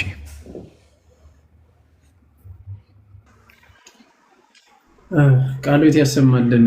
አኪዮስ ይሄ ነው መሰረታቸው ነው የሚወስነው አይደል? የቆሙበት መሰረት። አሁን እኮ በነገራችን ላይ እኛ አይደለንም፣ በራሳቸው እነሱ ራሳቸው ማለት ነው መግለጫ እያወጡ ነው። በግልጽ እርስ በርስ እንትን እያደረጉ ነው። እንደኛ አፖስትል የሚባል የለንም ይላል።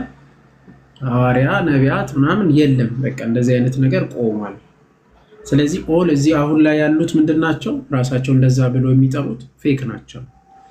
እንደዚህ አይነት የለም ነው መካነ ኢየሱስ እያለች ያለችው በግልጽ ማለት ነው። ሌሎችም እንደዛ ቃለ ሕይወትም እያለችም ይሄንን ነው። እና እነሱም ደግሞ መግለጫ እያወጡ ነው ይመስለኛል ሁለቱም። ምን እያልናችሁ ነው? እውነተኛይቱ የጌታ ቤተክርስቲያን ተመለሱ።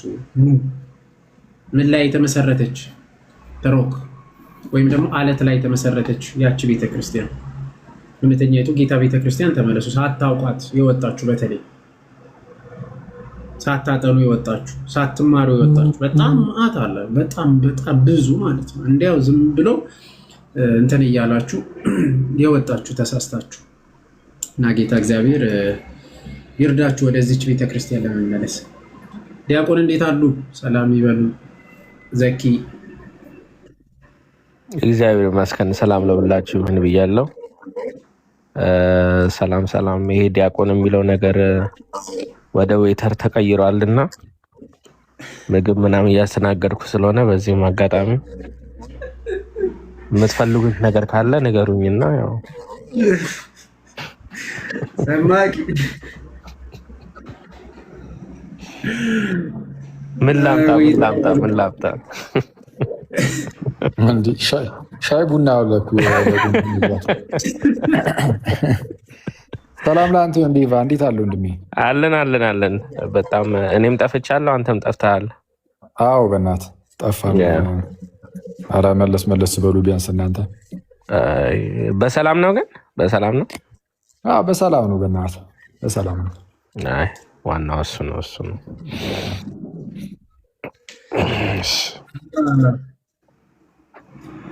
የእሱ የዚህ እናንተናማ የነ ዘርሽ ነገርማ ምንድነው? አሁን እሱ እኮ ሆዲፍ ጆ ተብሎ ነው ምንድነው ዝም የተባለው? You know what the problem is? It's personal. That's the issue. አሁን ትምህርት ላይ ፎከስ ስላላደረገ ነው እንጂ he's just like kind of mad and angry. እና ወንጀል ደግሞ በዛ አይሆንም honestly. It's so clear like he's just offended, you know? No, I don't know. From the way he speak እሱን መረዳት ይቻላል። በተለይ ሐዋርያ 6 ላይ ያለውን ከ11 ጋር ማገናኘቱ እኔ ሌላው ነገር I can try to, you know, ከዚህ አንግል አይቶት ነው ምናምን ማለት እችላለሁ ግን at that point you start to see like you're pretty desperate.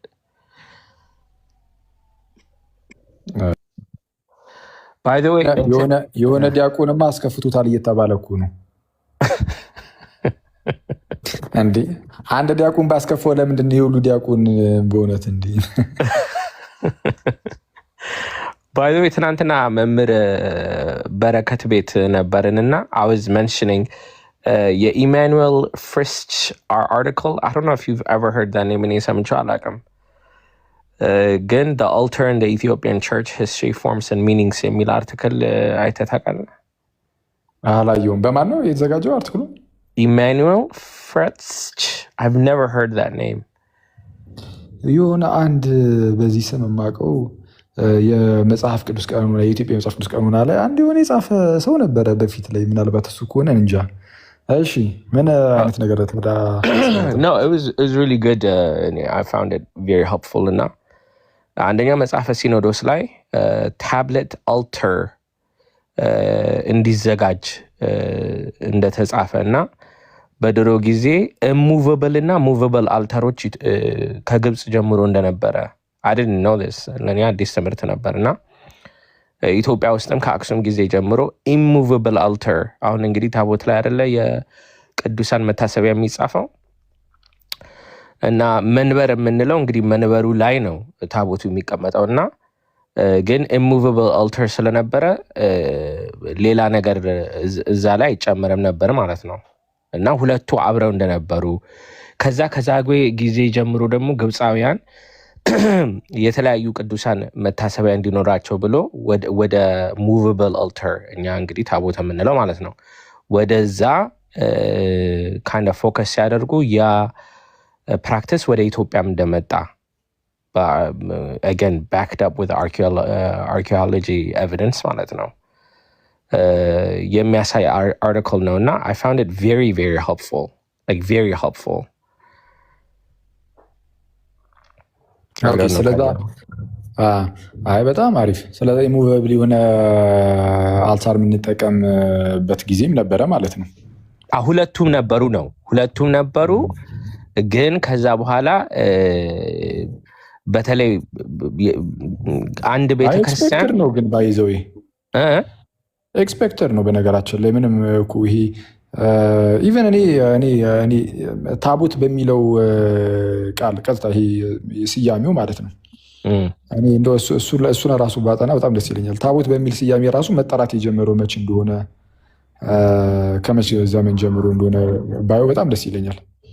ያ እነዚህ go ahead sorry ኦኬ አይ በቃ ቀጥል። እሱም አይ ነው አሁን ለምሳሌ በተለይ ከዚህ የብሉይ ኪዳን ቃላት ወደ አዲስ ኪዳን ሲመጡ there's a merging of like ideas እና ለምሳሌ በዚህ ታምረ ማርያም ላይ በጣም አሜዝ ያደረገኝ ጽዮን የሚለው ቃል ማለት ነው። ጽዮን የሚለው ቃል እንዴት መርጅ እያደረገ እንደመጣ ከከተማው ወደ ታቦቱ ወደ ማርያም እንዴት ኢቮልቭ እንዳደረገ እንትን አሁን ዲሰርቴሽን ላይ ጽፌያለሁ። አንድ ቻፕተር አለኝ እዛ ላይ እና ጽዮን ሲል like it could be referring to the city, to the tabot, to Mariam. It doesn't really like it's merged አንድ ሆነ ማለት ነው። ይሄ እንግዲህ የቋንቋ ዲቨሎፕመንት ነው። እንትን አያውቁትም ምናምን የሚያሰኝ ሳይሆን ቋንቋ ዲቨሎፕ ያደርጋል። ልክ ዛሬ ሁልጊዜ ኤግዛምፕል የምሰጠው ምንድነው ኮምፒውተር ስንል ኮምፒውተር የዛሬ 200 ዓመት ኮምፒውተር ማለት አንድ ሰው ነው ኮምፒውት የሚያደርግ ሰው ማለት ነው። አሁን ኮምፒውተር ሌላ ሚኒንግ አለው። ጉግል ቁጥር ነው። አሁን ጉግል ግን ሰርች ኢንጂን ሆኗል። እንደዛ እንደማለት ቋንቋ ዴቨሎፕ ያደርጋል እና በአዲስ ኪዳን እንደዚህ ነገሮች እናያለን እና ታቦት ላይ ሲመጣ ለምን ጥያቄ እንዳለን እኔ አይ ዶንት ኖ። እንግዲህ ዴቨሎፕስ ቋንቋ ዴቨሎፕስ። አዎ ይህ የቃሉ አሁን ታቦት ብሎ መጥራት ምናምን ምንም ጤናማ ነው፣ ምንም ችግር የለውም። እንደው ዝም ብለን እንደው ጉንጭ አልፋ ክርክር ውስጥ እንግባ ካላልን በስተቀር ግን ያ ታቦት ግን ምንድን ነው የሚለውን ግን መረዳት ግን ይጠይቃል። ታቦቱ መሰዊያ አይደለም፣ የጌታ ጠረጴዛ አይደለም፣ ጭራሽ ነው የጌታ ጠረጴዛ አይደለም ከማለት ታልፉ በእልህና በንዴት ውስጥ እየተሆነ ጭራሽ የጌታ ጠረጴዛ የሚለው የእርኩስ መንፈስ ትምህርት ነው፣ የአጋንንት ትምህርት ነው የሚሉ ልጆች ከተነሱ ሰዎች ከተነሱ አስቸጋሪ ነው። ያው በእርግጥ እንትን ነው የአንዳንድ ሰው ይህን ነገር ግን ማለት ነው ጋይስ፣ ቆይ አንዴ ከመናገሬ በፊት አንዳንድ ሰዎች ምን ሲሉ ነበር እንዴ ታዲያ ያው መካነ ኢየሱስ ከሙሉ ወንጌል ቃለ ሕይወት ከመሰረተ ክርስቶስ ከሌላው ምናምን እንደዚህ እንደሚለያየው እናንተ ጋር ልዩነት አለ ማለት ነው ብለው ለመጠየቅ የሚሞክሩ ሰዎች አሉ። እና በጣም ፈኒ ነው፣ በጣም ነው የሚያስቀው እውነቱን ለመናገር። እና በእኛ ቤተክርስቲያን ውስጥ እንደዚህ አይነት መለያየቶች የለም። ለምሳሌ ይህንን ያስተማረ አንድ ወንድም ካለ ማለት ነው፣ ለምሳሌ ዛሬውን ከሆነ ይህን ትምህርት ያስተማረው አክቹዋሊ ያስተምህሩ ጉዳይ አይደለም። ይህንን ታቦቱ ምንድን ነው የሚለው ነው። ስለዛ ከእውቀት የጎደለ ሰው ነው እንለዋለን። ወይም ደግሞ በእልህና ዝም ብሎ እንደዚሁ ብቻ በንዴት ውስጥ ሆኖ እየተናገረ ያለ ወንድም ነው ብለን ነው እንግዲህ ልናየው የምንችለው። እና ይህ ወንድም ግን ራሱን የቻለ ቸርች ግን የለውም። የትኛውንም ቸርች አይመራም ማለት አንድ አጥቢያ አይመራም። እንኳን የራሱ ቤተክርስቲያንን ሊያቋቁም ይቅርና ማለት ነው እንኳን የራሱን አንድ ቤተክርስቲያን ሊያቋቁም ይቅርና በኢትዮጵያ ኤርትራን ውስጥ ያለችን አንዲትን ቤተክርስቲያን እንኳን የማይመራ አንድ ሰው ነው፣ አንድ ግለሰብ ነው፣ አንድ ተራ ግለሰብ ነው። የስ በኤርትራን ውስጥ መምህር ምናምን ተብሎ ተሹሟል። ግን እስቲል ግን የአንድ ቤተክርስቲያን አስተዳደር እንኳን ያልሆነ ግን የሆነ ቤተክርስቲያን ውስጥ ግን የሚያስተምር ምናምን አይነት አንድ ወንድም ነው እና ሲያስተምር ሊሳሳት ይችላል ወይ? ሊሳሳት ይችላል። እኛ በፕሮቴስታንት ውስጥ ሲያስተምሩ የሚሳሳቱ ሰዎች አሉ ብለን እኮ አይደለም እየሞገትን ያለ ነው። ፕሮቴስታንት እርስ በእርሷ የምትለያይ መንግስት ናት ብለን እየተናገር ነው። እርስ በእርሱ የሚለያይ መንግስት ነው ፕሮቴስታንቲዝም። ፕሮቴስታንት እርስ በእርሷ የምትለያይ መንግስት ናት እና ጌታችን ደግሞ እንደተናገረው ነው እርስ በእርሷ የምትለያይ መንግስት አትጸናም ይላል። ፕሮቴስታንቲዝም በፍጹም አይጸናም። ለምን? እርስ በእርሱ የሆነ ህብረት ሊኖሮ የሚችል ስላልሆነ ማለት ነው፣ የሚለያይ ስለሆነ። እና ወደ እኛ ስትመጡ ግን የሆኑ ግለሰቦች ሊሳሳቱ ይችላሉ። እንዴ እነሱ ትክክል ሆነው እናንተ በተሳሳቱ ውስጥ የሚል ነገር ካለ በጣም ቀላል ነው እኛ ጋር ይህንን ነገር ለመመለስ። ማለት ለምሳሌ ኢዘሪድ የተባለው ወንድም ትክክል ሆኖ ሌሎቹ መምህራን ደግሞ የተናገሩት ለምሳሌ እነ ብርሃኑ አድማስ ወይም እዚሁ እኛም ምናምንም ተሳስተን ቢሆንስ በምን ይታወቃል? ቀላል ነው። እኛ ጋር አባቶች አሉን፣ አለቀ። ቤተክርስቲያን ምን ትላለች? አለቀ። መጽሐፍት ይዳኙ፣ ይገለጣል። የመጽሐፍ ቅዱስ ብቻ የሚባል ነገር ስለሌለ አሁን ይሄ ዘሪሁን የሚባለው ወንድም እንደው በጣም ይቅርታ አድርጉልኝ እና ማለት ነው ወደዛ ትሄድ ይብራብን ወደዛ ትሄድ ፐርሰናል እንዳይሆን ብዬ ነው። አዎ አይ እንትን ነው። እሺ በቃ ገብተዋል አይደል? ወደዛ አይ እንትን ነው ፐርሰናል ሳይሆን መጽሐፍ ቅዱስን የሚያስተምርበት መንገድ ላይ የመጽሐፍ ቅዱስ መረዳቱ ላይ ከአባቶች ከማጣቀስ ይልቅ ራሱ እንደፈለገ ነው ለማብራራት የሚሞክረው እና እሱ ፕሮቴስታንታዊ ነው እና እንትኑ አፕሮቹ ማለት ነው። እና በጣም እሱ ደግሞ አደገኛ ነው። one thing I wanted to say by the way, like እኛ አንድነን ስንል ምን እያልን ነው ስንል ለምሳሌ I don't know ዘሪሁን ቅስና አላቸው እንዴ አንቱ ልበልና I don't know አላቸው እንበል ለአርጊመንቱ ማለት ነው። የለውም። ኦኬ ዲያቆን ነው አይደለም? አይ መምህር ነው። እሺ እንግዲህ እንደዛ ከሆነ ለምሳሌ እዚህ ዲያቆን መኩ አለ። ቤተክርስቲያን ቢገናኙ ዲያቆን መኩ ቅዳሴ ቢቀድስ መጥቶ ከሱ ነው ቅዱስ ደሙን የሚቀበለው ማለት ነው። ባጭሩ ቋንቋ መምህር ቀሲስ ዘበነም አሁን አንድ ደብር ላይ ቢመጡ ሄደን ደግሞ ቅዱስ ሥጋውን ከእሳቸው እንቀበላለን። ፖይንቱ እዚህ ጋር ነው። አንድ ነን ስንል ይህንን ነው እና በትምህርት ደግሞ ተለያይተን ውግዘት ካለ ያ ሰው ከቤተክርስቲያን ወጣ ማለት ተለየ ማለት ነው። ግን ያ ሰው ኦርቶዶክስ አይደለም ከዛ በኋላ። ስለዚህ አንድ ነን ስንል ይሄ ነው መለኪያው።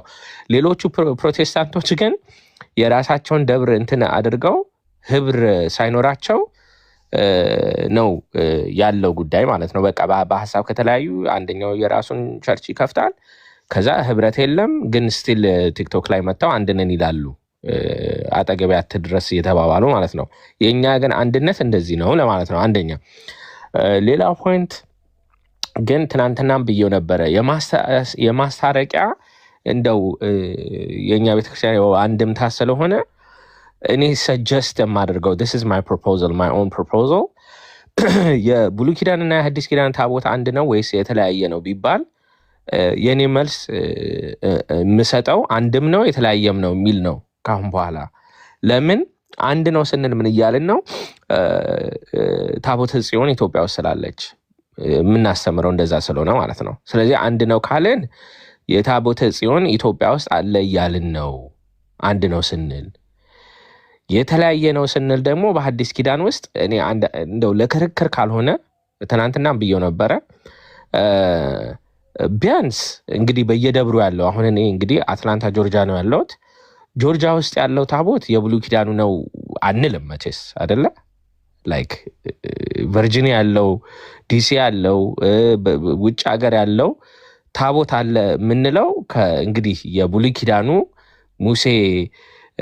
ከሙሴ የተቀበለው ታቦት ነው መቼስ እያልን አይደለም። አትሊስት በዚህ ተለይቷል። አሚን እንደው ዝም ብለን ለክርክር ካልሆነ በስተቀር አይደለ? በሳይዙ ተቀይሯል። ሳይዙ ደግሞ አንድ አይደለም አይደለ? ሰው ልዩነት አለው። እሺ ሌላ ልዩነት ምንድነው? በብሉይ ኪዳን ምንድነው አኒማል ሳክሪፋይስ ሲደረግ ታቦቱ ላይ አይደለም የሚሰዋው አይደለ? ታቦቱ ላይ አልነበረም። ታቦቱ ላይ ደም ነበር የሚረጨው። አሁን በሐዲስ ኪዳን ደግሞ የሚሰዋው እውነተኛ የእኛ ፋሲካ በግ ኢየሱስ ክርስቶስ የሚፈተትበት ታቦቱ ላይ ነው እና በዚህ አትሊስት ልዩነት እንዳለ ማየት መመስከር መቻል አለብን። እና አሁን ግን ያለው በየቤተ ክርስቲያኑ ለዛ ምልክት ነው የዛ ምሳሌ ነው ማለት እንችላለን። እና በዚህ አትሊስት በዚህ ልዩነት አለ ብንል እንደው ያስታርቀናል የሚል ሐሳብ አለኝ። ምናልባት መምህራኑ የፈሩት አይ ቲንክ ፌር ሊሆን ይችላል። የእውነት በጥሩ እንትን ብናስበው የብሉይ ኪዳኑ ታቦት የለም እያሉን ነው ወይ? አክሱም ጽዮን የለችም እያሉን ነው ወይ የሚል ጥያቄ ካለ አዎ ቤተክርስቲያን አለች ትላለች፣ ቤተክርስቲያን ክሌም ታደርጋለች። የዛ ምልክት ያ ደግሞ ታቦት ያው የሙሴ ነው ብለን ነው የምናስተምረው ከሆነ ያኛው አንድ ነው። በአዲስ ኪዳን ግን በየአገልግሎት ላይ የሚውለው መቼስ ሴም ኤግዛክት ነው እያልን እንዳልሆነ መረዳት አለብን። አይ ዶንት ኖ ከዚህ በላይ የማስታረቂያ እንትን አይ ዶንት ኖ እንግዲህ ግልጽ ከሆነ እንግዲህ የብሉይ ኪዳኑና አዲስ ኪዳኑ ታቦት አንድ ነው ሲሉ እንደው ታቦተ ጽዮን እዚህ እኛ ሀገር አለች ለማለት ነው ምናምን ከሆነ ስለዚህ እሱን ዝም ብሎ በግልጽ አንድ ነው የሚሉ ሰዎች ነው ማብራራት ያለባቸው። ምክንያቱም አሁን ይሄ እንትኑ የታቦተ ጽዮኑ ምንም የአዲስ ኪዳን ታቦት አይደለም እሱ።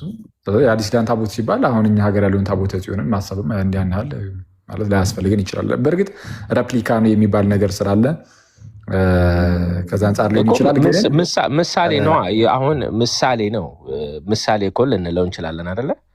ምሳሌ ማለትና ሴም ቲንግ ነው ማለት ግን የተለየ ነው። አይ ቲንክ አሁን እንትን እኮ ነው ልዩነቱ ሰፊ ነው በጣም። የብሉይ ኪዳኑ ታቦትና የሐዲስ ኪዳኑ ታቦት የስም መጋራት ካልሆነ በስተቀር ታቦት ብሎ የመጥራት ጉዳይ ካልሆነ በስተቀር ምን ላይ ነው አንድነታቸው? አንድ የሚያደርጋቸው አንድ ነገር አለ። ሁለቱም መሰዊያ ስር ሆኑ ነው እንዳንል የብሉይ ኪዳኑ ታቦት አሁን እናንተም እንዳልከው መሰዊያ አይደለም። መሰዊያ ሁልጊዜም ቢሆን በውጭ ነው።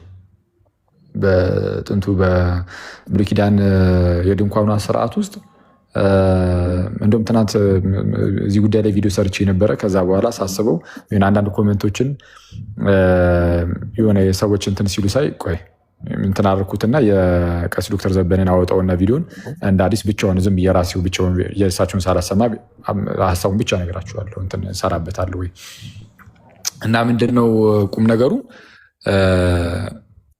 ጥንት ላይ እንዴት መሰላችሁ የድንኳኒቱ አገልግሎት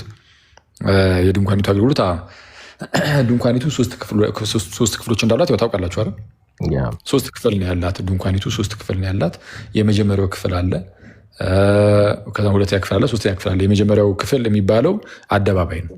ልክ እናንተ ቤት በረንዳ ምናምን እየተባለ እኛ በተለምዶ እንደምናውቀው ማለት ነው። የግቢ ውስጥ ምናምን በፊት ቤት ውስጥ ምናምን ያላችሁ አይነት ሰዎች ብዙ ጊዜ ቤቶች በረንዳ ነገር ይኖራቸዋል አይደል? ከውጭ እንደዛ ነገር የግቢ ውስጥ ያለው የግቢው ፓርት ማለት ነው። የግቢው ፓርት እና እሱ አደባባይ ይባላል። እሱ አንደኛው ክፍል ነው። ጥንት ላይ አይሁዳውያን ራሱ እግዚአብሔር የሚያሳያቸው እንደዛ ነው። አሁን አንዳንድ ሰዎች ቆይ አንዴ ወደዚህ ይመለሳለሁ። እሺ እንደማሳየህ አድርገህ ትሰራለህ ተብሏልና ሙሴ ይሄ በሰማይም ያለው ነው ራሱ ነው። ስለዛ እኛ ቤተክርስቲያን ውስጥም ግዴታ ራሱ ነው ያለው አይነት ነገር የሚባል ነገር